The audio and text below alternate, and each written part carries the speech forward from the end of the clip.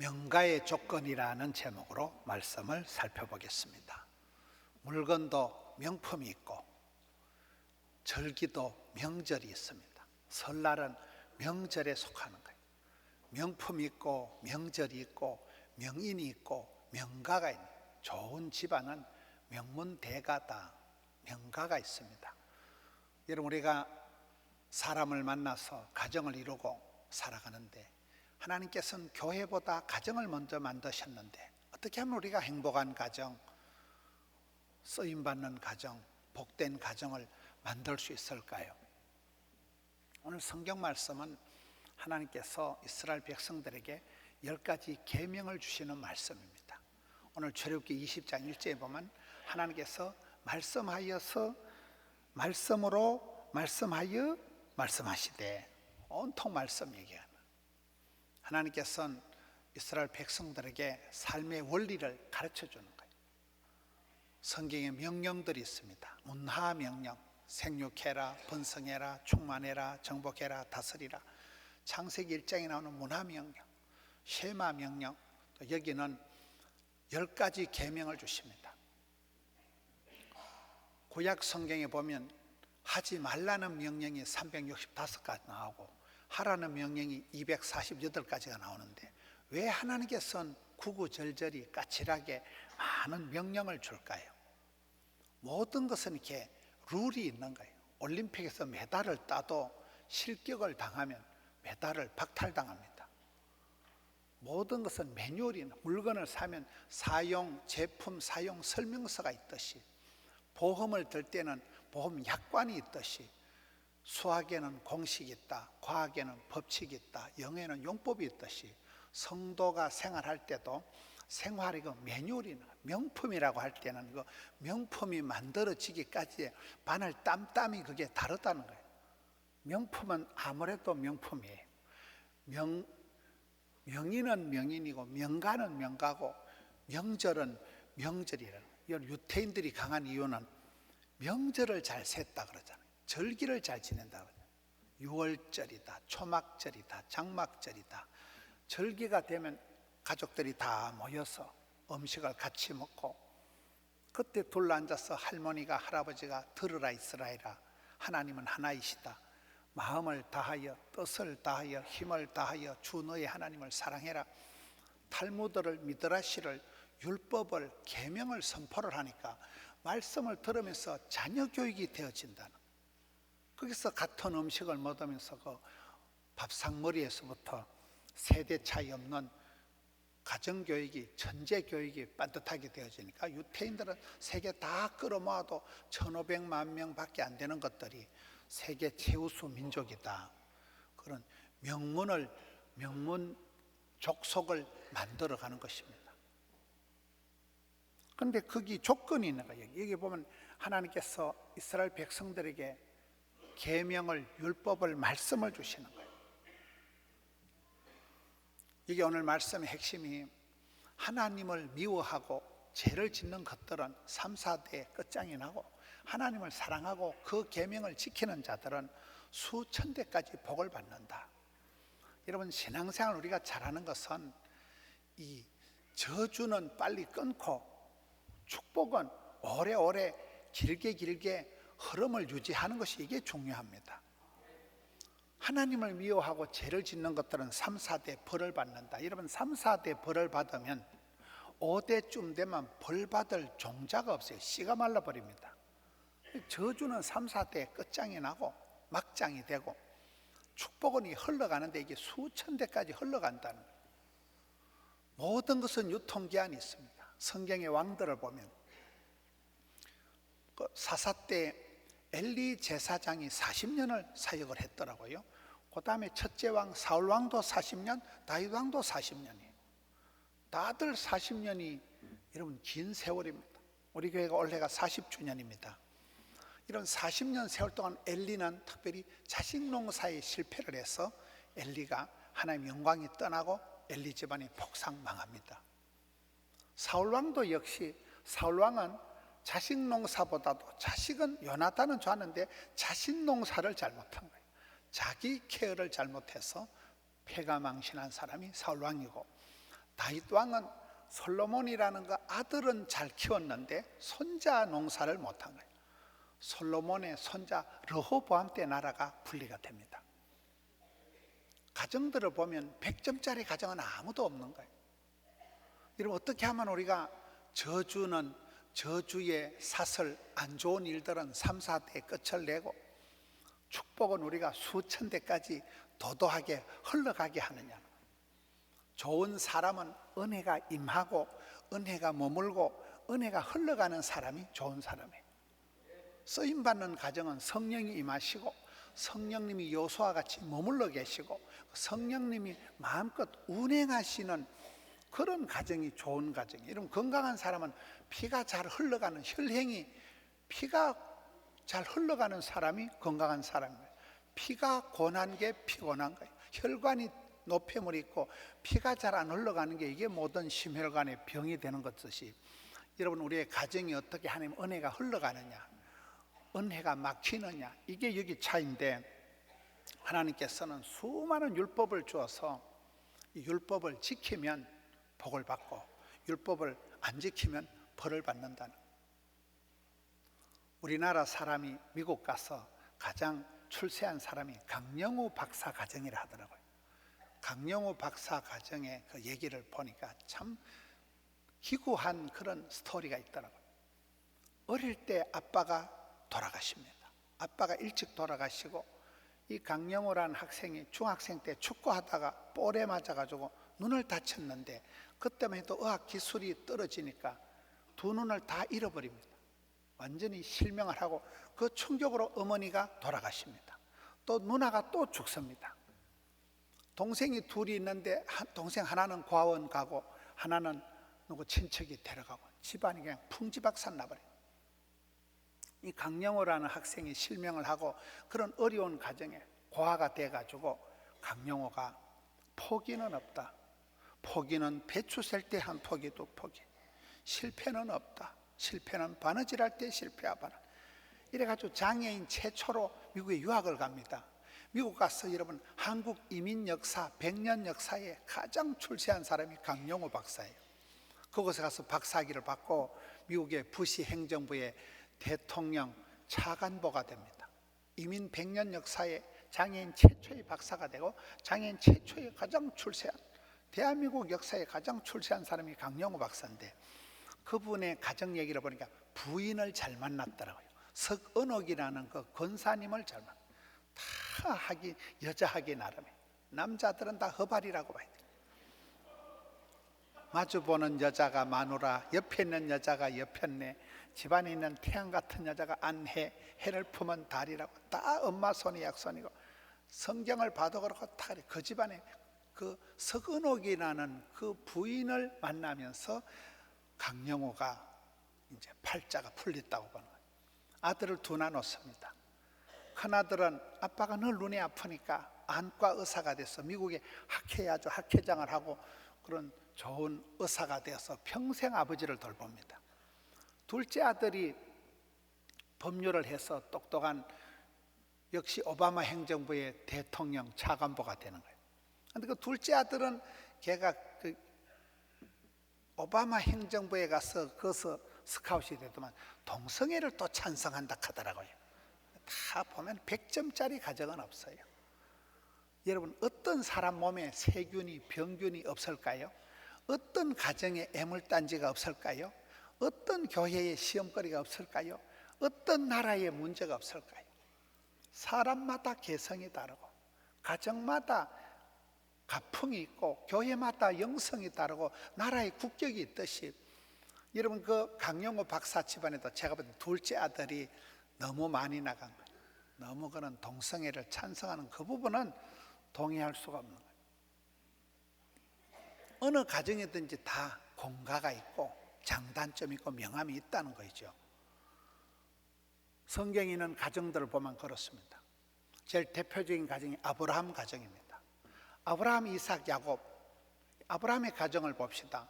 저는 아브라함을 생각하면 윗물은 더러워도 아브라함은 부모 덕을 본 적이 없어요. 아브라함은 아버지가 우상이나 만들어 파는 그런 부모님 덕을 전혀 못 본 사람이 아브라함이지만은, 네가 복의 근원이 되라, 네가 샘의 원천이 되라 해서 윗물은 더러웠지만 아브라함부터 시작이 되어서, 여러분 아브라함은 100세의 아들 하나 놓습니다.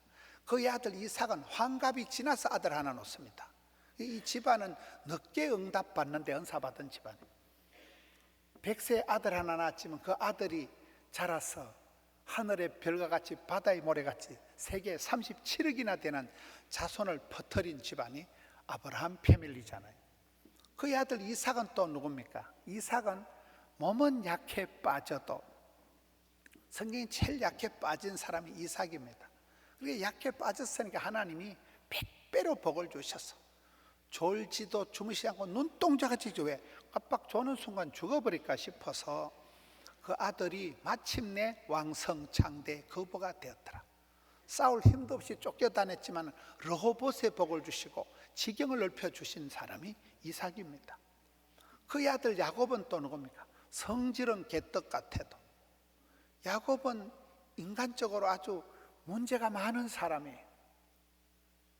야곱은 아주 험악한 세월을 살아온 사람이지만 성질은 거시기해도 하나님은 그 야곱을 이스라엘이 되게 하는 야곱의 축복을 주신 거잖아요. 아브라함, 이삭, 야곱, 아이의 축복을 볼 때는 다 문제가 있지만 하나님은 그런 가운데서도 그 가정을 붙드셔서 아브라함, 이삭, 야곱의 하나님으로 인도하신다는 거예요. 신약 성경에 저는 특별한 가정을 디모데의 가정으로 봅니다. 디모데가 왜 복을 받았습니까? 디모데는 비위가 약하고 자주 병이 걸리고 걸어다니는 종합병원이고 여러 가지 약점이 많은 사람이 디모데였지만 외할머니, 어머니 복을 받은 사람이 디모데예요. 디모데를 보면 디모데 후서 1장 3절에 보면 디모데는 특별히 청결한 양심이 있었다. 여러분 양심이 다 깨끗한 것 같지만은 디모데란 아이는 몸도 약하고 마음도 약해 빠졌지만 양심이 깨끗한 사람이라는 거예요. 5절에 가서 보면 믿음 중에서도 거짓이 없는 믿음이 있었는데, 믿음도 여러 가지 종류가 있는데 깨끗한 믿음, 피가 맑은 사람이 건강하듯이 여러분 흐름이, 은혜가 졸졸졸졸 흘러갈 정도로 은혜가 임하고 은혜가 머물고 은혜가 흘러가는 사람, 거짓이 없는 믿음, 청결한 양심이 있었으니까 마음이 깨끗한 사람이니까 몸은 약해 빠졌지만 하나님의 은혜가 저 가정에 잘 흘러가는데 그 흐름이 어디서부터 시작됐을까요? 외할머니에서부터 시작되는 거예요. 거기 보면 외할머니 로이서의 속에 꼭 거짓이 없는 믿음이 있더니만, 그것이 너가 엄마 유닉의 속에 있더니만 네 속에도 이게 내리사랑 올리혀도 흘러간 가정에 그것이 흘러간다. 저주가 흘러가는 게 아니고 가정에 하나님의 은혜가 졸졸졸 흘러가는 가정이 디모데가 되니까, 디모데는 아버지는 헬라인이고 또 그것도 빨리 돌아가셨고 엄마는 유대인이고 혼혈하고 여러 가지 아픔이 많았지만은, 육신의 아버지는 빨리 돌아가셨지만은 영적인 아버지 바울을 만나면서 육신적으로는 외할머니, 어머니 라인으로 복을 받고 영적으로는 영적인 아버지 바울 라인으로 서면서 초대교회의 막강한 리더십이 되는 것입니다. 흐름이 중요해요. 어떻게 하면 우리의 삶의 저주를 끊고 은혜의 흐름을 유지하느냐, 은혜의 흐름을 맑고 강력하게 힘차게 유지하느냐가 이 시대의 관건이라고 보는 거예요. 여러분 다윗이 태어날 때 보세요. 다윗이 태어날 때는 상당히 복잡한 그 어머니들의 역할이 있습니다. 기생 라합, 다윗의 그 아버지 라인을 형성합니다. 과부 루시, 그것도 보아스와 만나면서 다윗을 만들잖아요. 그 다윗을 기름 부어 왕을 세운 사람은 또 사무엘은 누굽니까? 애를 못 낳아 한이 맺힌 한나의 아들 사무엘이, 그러니까 기생 라합, 과부 룻, 한나, 이런 여인들이 합동작전을 해서 다윗을 잉태해내는 거예요. 성경에 보면 하나님의 사람들이 모든 조건이 퍼펙트하게 그런 가정은 아무도 없습니다. 어느 가정이라도 아픔이 있는 거예요. 어느 가정이라도 문제가 많은 거예요. 여러분 행복한 가정을 만드는 10가지 비결이 있어요. 행복한 가정, 건강한 가정, 쓰임받는 가정을 만든 10가지 비결. 첫째, 기도. 둘째, 노력. 셋째, 기도. 넷째, 노력. 다섯째, 뭘까요? 우리가 교회 와서 말씀의 거울 앞에서 우리가 매뉴얼을 가지고 말씀의 원리를 따라서 성경적인 가정을 자꾸만 따듬어 가는 거예요. 은혜 받고 집에 가서 또 한따까리 하고, 또 다음 주에 와서 또 회개하고, 또 힘을 얻어서 다음 주에 가서 또 한 번 더 싸우고, 찢고 뽑고 하면서, 그러면서 가정이 서서히 만들어지는 거예요. 아브라함의 가정이, 이삭의 가정이, 야곱의 가정이 그렇게 만들어진다니까요. 그렇게 하면서 하나님의 패밀리가, 가족이, 가문이, 명가가 만들어지는 거예요. 처음부터 멋진 가정이 뿅 태어나는 역사가 없다는 거예요. 아브라함의 가정의 윗물은 더러웠지만, 이삭의 가정의 몸은 약해 빠졌지만, 야곱은 성질은 거시기 했지만, 하나님께서 이 사람들을 빚어서서 약점이 강점이 되고 은사를 부릴 듯하게 해서 좋은 가정을 만들어 간다는 거예요. 이는 어떻게 하면 우리가 하나님이 보실 때 이 가정이 좋아야 되는 거예요. 하나님이 보실 때 이 가정이 아름다워야 되는 거예요. 사람이 보기에 출세하고 성공하고는 아무 의미가 없어요. 하나님 보실 때 참 멋있다. 그 기준이 성경이라는 성경.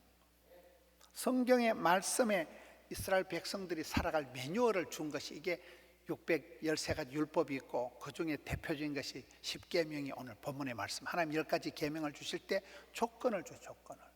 그 강영호 박사 가정에 가훈이 있더라고요. 말씀을 순종하면 쓰임받고 지켜 행하면 복받는다. 그렇잖아요. 순종하면 쓰임받고, 신앙의 구호가 믿음으로 구원받고, 순종으로 쓰임받고, 행함으로 축복받고, 겸손으로 보존하고, 사랑으로 이긴다, 이렇게 나가는 거예요.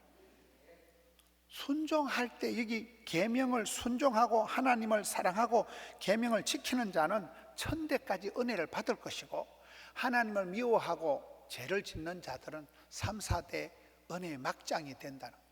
축복의 통로가 막힌다는 거예요. 그래서 우리가 신앙생활 할 때 우리의 삶을, 우리의 가정을 계속 가꾸어야 되는 거예요. 하루아침에 행복한 가정이 되질 않습니다. 가정도 가꾸고 사랑도 가꾸고 믿음, 소망, 사랑이 자라서 믿음, 소망, 사랑의 부자가 돼야 되는데, 믿음도 자꾸 자라나야 되고 사랑도 자꾸 풍성해야 되고, 그렇잖아요. 소망이 끊이지 않아요. 소망이 꾸준하게 소망을 가지고 인내하고 나가야 되는데, 믿음, 소망, 사랑의 부자가 되는 그런 명가를 만들려고 하면 이 자식 농사라든 건강 농사라든 농사하고 이게 비슷하다. 여러분, 농사는 5가지가 중요하다 그러잖아요. 첫째는 토양을, 화분을 잘 선택을 해야 된다. 둘째는 충분한 영양 공급을 해야 된다. 세 번째는 배수 통기를 잘해야 된다. 네 번째는 병충해를 방지해야 된다. 다섯 번째는 가지치기를 잘해야 된다는 거예요. 이게 우리 자식 농사하고도 똑같다는 거예요. 여러분, 땅을 잘 선택한다 할 때 청도에 가면 반시가 있습니다. 청도의 감홍시 반시라고 들어봤어요? 청도의 반시는 뭐가 없어요? 씨가 없어요. 근데 청도의 감나무를 부산에 와서 심으면 씨가 생긴다 그래요. 청도에 있는 그 물과 땅에서만큼은 씨가 안 생긴다. 해남의 고구마, 그 어디의 땅콩, 여러분 농부들은 그 밭에 논에 무엇을 심어야 잘 되는가를 귀신같이 압니다. 수많은 시행착오를 통해서 이 밭에는 찹쌀이 잘 된다, 이 논에는 뭐가 잘 된다, 그 땅하고 안 맞는 품종을 심어 놓으면 농사가 안 돼요. 땅에 따라서 그 잘 되는 농작물이 묘목이 전혀 다르다는 거예요. 그렇잖아요. 엄마가 자식을 볼 때 우리 아기는 이 음식을 좋아한다, 우리 아기는 저거 먹으면 두드러기 난다, 엄마가 알아요. 그거를. 아이들을 키울 때도 땅을 잘 선택을 해야 된다는 거예요. 일단은 제가 봤을 때는 잘 몰라요, 뭐가 맞는지. 그러니까 닥치는 대로 해보는 거예요. 공부도 시켜보고 그림도 그려보게 하고 음악도 하게 하고 하다 보면 애가 엄마야 이거 완전 내 스타일이다 이런 게 나와요. 그걸 찾을 때까지 돌려야 된다고. 애들이 연애를 해도 야하고 사귀는데 결혼은 자하고 하는 애들이 있어요 보면요. 우리는 알 수가 없어요. 그건요. 열어놓고 그렇게 이것저것 하다 보면 하나님께서 피할 길도 열어주시고 인도하시기 때문에 그런 거예요. 묘목을, 땅을, 화분을 잘 선택을 해야 된다니까요. 욕심내가지고 화분만 이만한 걸 구해다 놓으면 화분 옮기다 허리 다쳐요. 나무는 또 크다한데 화분을 지불할 만한 걸 갖다 놓으면 나무가 뿌리를 내릴 수가 없는 거예요. 이게 맞춤형이에요. 땅하고 나무가 맞아야 되고, 여러분 이게 맞춤형을, 그걸 엄마가 아빠가 잘하는, 아빠가 우리 아들은, 우리 딸내미는 땅을, 화분을, 초이스를 잘해야 된다. 두 번째가 충분한 영양 공급을 해줘야 된다는 거예요. 이런 자식을 가만둔다고 자식이 저절로 되는 게 아니잖아요. 그래서 엄마 아빠가 엄청 노력하는 거잖아요. 영양 공급은 세 가지다. 첫째는 물이고, 둘째는 빛이고, 셋째는 흙이다. 물을 싫어하는 식물이 없어요. 물을 수치료를 하는 거예요. 아쿠아 테라피, 수경 재배를 하는 거예요. 이스라엘 백성들의 축복은 다 물이에요. 물된 동산, 시냇가의 신경나무, 12샘. 물이 없으면 아무것도 못 사는 거예요. 여러분, 물을 통해서 충분한 물을 공급해야 되는 거예요. 선인장도 물을 싫어하는 게 아니고 물을 보존하잖아요. 그 다음에 두 번째 빛이에요. 빛. 햇빛만 봐도 우리 몸에 우울증이 사라지고 비타민 D가 자동 생성된다 이러잖아요. 햇볕만 봐도 그래야 돼요. 우리 교회 정영석 집사님, 등산선교 회장하는 집사님은 등산 갈 때 얼굴에 화장품을 안 바른다더라고요. 그건 얼굴에 김이 낄 낀데 이러니까 안 낀대요. 일부러 산에 가면 바위 위에서 얼굴을 해가지고 햇빛을 쬐온다는 거예요. 그때 오히려 얼굴이, 정집사 보면 얼굴에 기미가 없어요. 햇빛을 쬐야 내 몸에 비타민 D가 만들어져서 우울증도 안 생기고, 햇빛이 좋은 거예요. 민수기 6장에 하나님이 이스라엘 백성들의 복을 주실 때는 얼굴을 향하시고 얼굴을 비치시고 햇살 가득한 양지 바른 곳이 살기 좋듯이, 이런 밀양 같은 데 가보면 한겨울인데도 배추가 파랗게 살아있는 데가 있어요. 양지 바른 곳에는 햇볕이 최고의 영양소라는, 일조량에 따라서 여러분 포도주가, 과일의 당도는 백발백중 일조량에 달려있다는 거예요. 빛과 물과 흙이죠. 흙이 얼마나 지력을 유지하느냐. 저는 어릴 때 오이 농사하는 데를 보면, 오이 알아요? 오이가 팔뚝만한 게 수십 개가 달립니다. 그리고 밭에다가 오이를 심어 놓으면 오이가 자라면 팔뚝만한 오이가 수십 개씩 주렁주렁 달리면 땅에 있는 지력을 다 뽑아 올리기 때문에 오이 농사를 지으면 땅이 망치는 거예요. 그래서 오이 농사 짓고 난 다음에는 객토를 하고 묵은 땅을 갈아엎고 거기다 거름을 갖다 넣어야 다음 농사가 되는 거예요. 여러분, 자식 농사도 똑같습니다. 작년 한 해 잘 지냈다고 금년 농사, 경자년 2020년도가 잘 되는 게 아니라니까요. 묵은 땅을 기경하고 새로 알칼리성을 만들기 위해서 산성화된 땅에다가 석회를 갖다 놓고 거름을 갖다 놓고 퇴비를 갖다 넣는 거예요. 우리가 자식 농사를 그렇게 하는 거예요. 해마다 때마다 묵은 땅을 길이었고 계속해서 공급을 하는 거예요. 그때 지력을 돋가서 물과 흙과 이 충분한 영양 공급을 자식에게 해주는 게 부모의 역할이듯이 농부들은 그걸 한다는 거예요. 겨울철에도 그렇게 한다. 세 번째가 배수 통기입니다. 물이 흘러가야 된다는 거예요. 물이 안 흘러가면 썩습니다. 뿌리도 호흡을 해야 돼요. 나무의 뿌리가 호흡을 해야 되지 그냥 물에 잠겨 있으면 안 된다. 여러분, 콩나물 시루에 물이 줄줄 흘러가지만 거기 아깝다고 밑구멍을 털어막아 놓으면 콩나물이 썩지요. 물이 흘러가 버리는 것 같지만은 콩나물이 자란다는 거예요. 엄마 아빠가 아이들 앞에 잔소리를 하고, 여러분 성경 말씀은 다 잔소리예요. 하나님께서 미주알 고주알 이게 몇백 가지의 잔소리를, 율법을 계속 얘기하는 이유는 속이 경일게 같지만 그것이 듣는 순간 피가 되고 살이 되고 그것이 모든 삶의 영양소가 되는 거잖아요. 잔소리를 많이 듣고 자란 아이들이 빤듯합니다. 한 번도 혼나지 않고 잔소리 안 듣고 자란 아이들은 엉망진창이 되는 거예요. 잔소리하는 게 꼰대라서 잔소리하는 게 아니라, 하나님은 사랑하는 백성들에게 나는 너를 애굽 땅에서 인도해낸 네 하나님이다. 이것은 먹지 말라, 이것은 하지 말라, 하지 말라 하라는 수많은 율법을 주신 이유가 사랑의 조건이라는 거예요. 사랑하는 자녀에게는 잔소리를 많이 하는 거예요. 사랑하는 손자니까 할아버지가 잔소리하는 거예요. 얘야 그건 하지 마라, 그건 안 된다, 사랑의 조건으로 잔소리를 하듯이, 여러분 콩나물 시루에 물은 흘러갔지만은 콩나물이 쑥쑥 자라듯이 물이 흘러가야 돼. 흐름을 맑게 힘차게 돼. 배수 통기, 바람이 통해야 되지. 바람이 안 통하면 식물이 죽어서 거름이 되고 퇴비가 된다. 네 번째는 병충해를 방지해야 됩니다. 여러분 부산에 뭐 LCT 그거는 뭐 100층인가 이렇다 하더라고요. 맞아요? 이런 100층짜리 아파트에다가 하초를 키우면 그 100층 아파트 안에 하초에 벌레가 생길까요, 안 생길까요? 생겨요. 이런 50층에 사는 집사님이 집에 식빵을 하나 두면 그 불개미 같은 게 나올까요, 안 나올까요? 그럼 그게 헬리콥터를 타고 올라올까요, 엘리베이터를 타고 올라올까요? 아무리 높은 데 있어도요, 벌레가 생겨요. 그것은 이 세상에는 그렇게 병충해가 많아. 온갖 바이러스가, 중국 우한에는 우한질고가 많아요. 우한 폐렴, 코로나 바이러스, 아프리카의 뭐 에볼라 바이러스, 중동의 메리아스 바이러스, 온갖 바이러스들이 준동을 합니다. 병충해가 없는 데가 어떤 사람 몸에 바이러스가, 세균이 없겠어요? 어떤 사람 집에 애물단지가 없겠어요? 어떤 교회에 시험거리가 없겠어요? 그래서 병충해를 방지를 하는 거예요. 농사들은, 농부들은 농약 치는 게 큰 일이에요. 농약이 다 독입니다, 그게. 여러분 앞으로 돈 많이 벌어서 가수원을 하고 목장을 하리라고 꿈도 꾸지 마세요. 가수원을 하면 막 그래 봄에 복사꽃이 피고 막 애기야 손잡고 자기야 찍어봐라 해가지고 디카 들고 그렇게 낭만적으로 개뿔 농삼 지어보세요. 농약만 하루에 100번씩 치고 농약이 다 독약이에요. 절반 자기가 덮어 씁니다.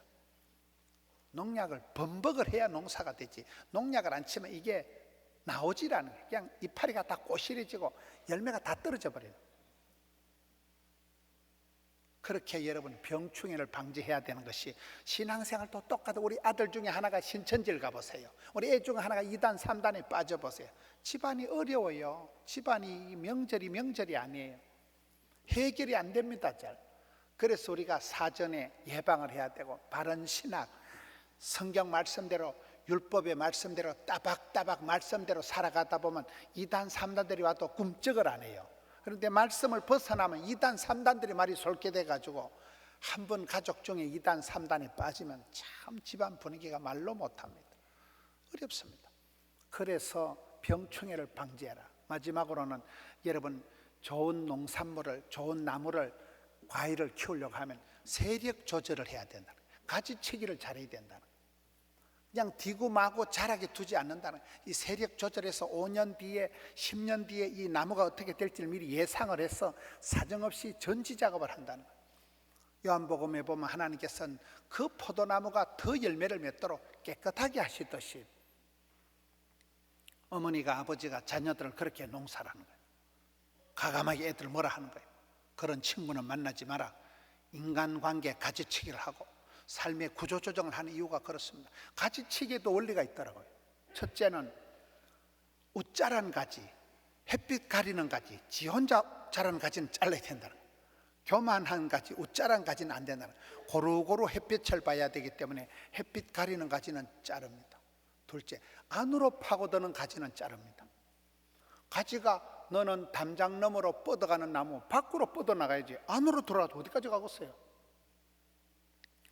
맨날 내 새끼, 내 돈, 내 거야 하면 안 돼요. 우리는 눈을 들어 산을 바라보고 우물 밖에 깨구리가 되고 가서 제자 삼는 그런 외향적인 삶을, 세계 열방에서 건너가는 삶을 살아야 되지, 맨날 내 문제만 파고들지 말라는 그런 가지는 소망이 없다는 거예요. 세 번째, 자르는 가지는 가지끼리 부닥치는 가지는 안 된다는 거예요. 이런 가지가 자꾸 두 개가 부닥치기 시작하면 결국은 둘 다 약해집니다. 뭔 얘기입니까?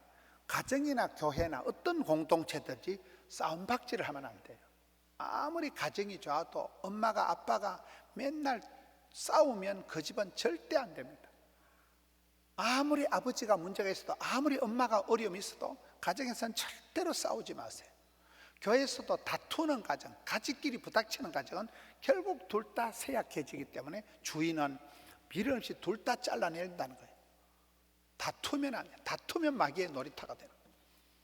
썩은 가지, 병든 가지는 온 들판에 산에 전염을 시키기 때문에 잘라내야 돼. 우리가 바른 신앙, 바른 생활. 여러분, 자식 농사도 그렇고 농산물을 키울 때도 그렇고 이게 농사라는 게 비슷하다. 가꾸어야 되는, 비료를 주고 물을 주고 해야 된다. 엄마가, 할아버지가 교회 와서 많이 울어야 자식들이 객지 나가서 웃는다. 아랫물이 윗물이 된다. 눈물로 키운 자식은 망하는 법이 없다. 그게 무슨 말입니까? 여러분, 좋은 땅은 아랫물이 많아야 돼. 샘이 있고 물이 넉넉한 그런 물된 동산 같은 데가 농사하기가 좋은 데잖아요. 사막 땅에는 아랫물이 없는 거예요. 아랫물이 있을 때 이게 햇볕을 받아서 수증기가 돼서 올라가서 윗물이 되어가지고 때가 되면 이런 비로 늦은 비로 다시 물이 돌아오고 순환을 하는 거잖아요. 은혜의 강물이 흘러가게 하라. 흐름을, 유통을 이걸 잘 하라 하듯이 이런 아랫물이 뭡니까?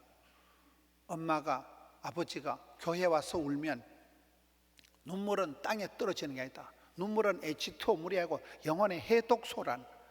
엄마가 울 때 자식 속에 있는 그 저주의 이 모든 썬뿌리가, 이 잡초가 뽑힌다는 거예요. 눈물은 H2O가 물이 아니고 해독소라는 게, 독이 쑥 빠진다니까요.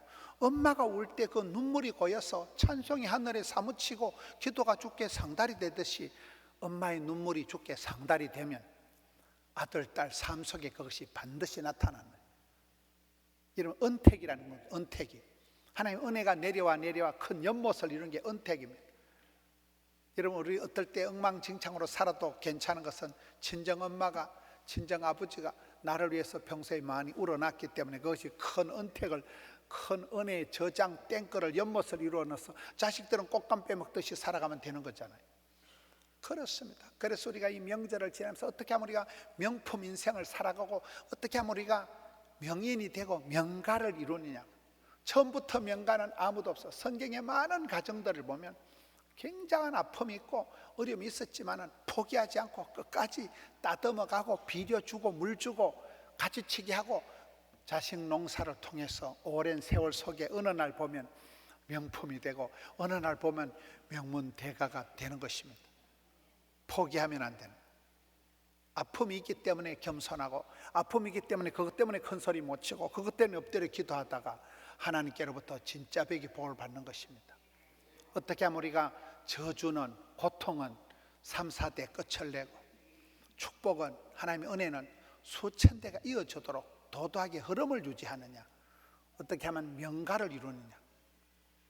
오늘 이 말씀을 통해서 명가의 조건이 있다는 것, 하루아침에 만들어지는 것이 아니라 오랜 세월 통해서 수천 년을 흘러가면서 만들어가는. 여러분, 한국의 전통적인 부자는 세 가지 특징이 있다 그러죠. 첫째는 밥그릇이 많아서 식솔들이 많다. 두 번째는 오래 간다. 경주 채시보사 300년은 간다. 세 번째는 난리가 터지면 어려울 때 그 집안이 존경받는 명강과 졸분과 표가 난다는 거예요.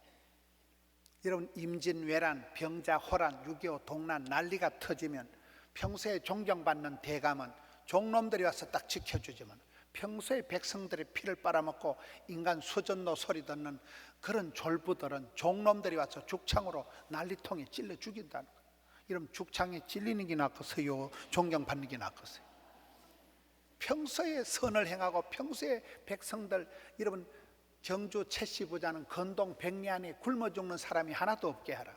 건동 백리 안에 굶어 죽는 사람이 한 명이라도 있다면 그 동네는 대감이 없는 거예요. 부자가 없는 거예요. 그건 부자가 아닌 거예요. 그만큼 여러분 섬기고 베풀고 나누고 할 수 있는 밥그릇이 많다는 것은 그만큼 식솔이 많은 거예요. 식솔이. 여러분, 이번에 롯데 신격호 그 회장님이 지난주인가 돌아가시고 그분이 뭐 단돈 800 몇십 원 가지고 일본 건너가 가지고 지금은 뭐 수조 원의 대한민국의 5번째 가는 기업을 만들고 롯데의 종업원만 18만 명밖에 안 된다 하더라. 롯데가 뭡니까? 롯데의 자일리톨컴, 오리온 초코파이, 농심 새우깡 알아요? 껌 팔아가지고 롯데의 자일리톨컴 껌 팔아가지고 그게 그렇게 되는 거예요. 농심도 그 동생이더만요. 농심 알아요? 농심 새우깡, 손이가요, 손이가. 초코파이 만드는 베트남 같은 데는 초코파이 놓고 제사 지낸다 하더라고요. 거기 제수용품에 올라가는 거예요. 초코파이 하나 만들어서 히트 상품, 효자품, 뭐 장수품목이 돼서 그런 걸 명품이라. 그 초코파이 하나 가지고 온 공장에 온 종업원들 봉급 다 주고. 역사가 그렇습니다.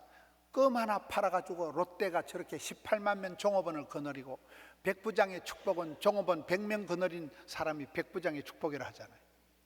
이런 우리가 믿음의 부자가 되고 소망의 부자가 되고 사랑의 부자가 되어서 이 험한 세상에 많은 사람들을 섬기고 베풀고 선교하고 구제하고 명가를 이루셔서, 여러분 자녀 손들이 난 우리 할머니 때문에, 난 우리 할아버지 기도 때문에 이렇게 복을 받았구나, 난 우리 친정엄마가 나를 위해서 늘 이렇게 눈물로 기도하니까 명품 교회, 명품 신앙, 명품 인생이 있는 거예요. 명가를 이루시고 주님 보실 때 참 네가 곱다, 참 네가 가상하다, 네가 그런 악조건에서 어떻게 그렇게 믿음 찬 삶을 살아가냐, 하나님 보시기에 아름다운 가정, 하나님 보실 때 참으로 멋진 인생을 살아가는 명품 인생을 그려가고 명가를 구축해가는 우리 성도님들 되시기를 축원합니다.